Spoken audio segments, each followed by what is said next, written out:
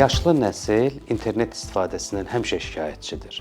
Və son zamanlar qabağıma belə bir şey çıxdı ki, internetin çox istifadəsi, xüsusilə də uşaqlarda psixozlara, əsəb sistemi pozulmalarına və hətta intiharlara səbəb ola bilər. Əslində araşdırdığım zaman həqiqətən də belə bir şeylər olduğunu tapdım. 3 əsas qrupda olur.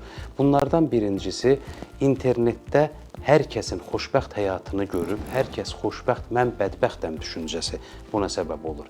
İkincisi, bildirimlərin, layikların, bəyənilərin sayının artmasını, bunları təqib etmək insanlarda psixoloji problemlərə səbəb olur. Üçüncüsü isə bəzi insanlar sosial mediada o qədər böyüyürlər ki, əslində normal həyatlarında belə deyirlər. Bəlli bir müddətdən sonra bu insanlar içlərinə qapanıb bədbəxt olurlar. Bu, hansı hallarda olur və bunun ilk əlamətləri nələrdir?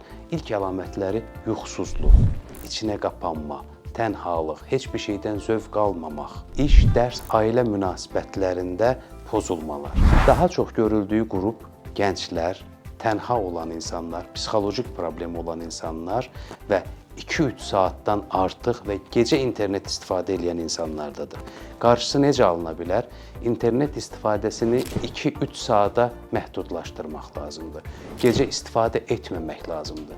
İnternetdə başqalarının həyatını təqib etməkdənsə, özləri üçün faydalı olan məlumatların yayıldığı səhifələri təqib etməlidir və həyatımızda olan idman, musiqi, kino, hobbilərimizi də unutmamaq lazımdır.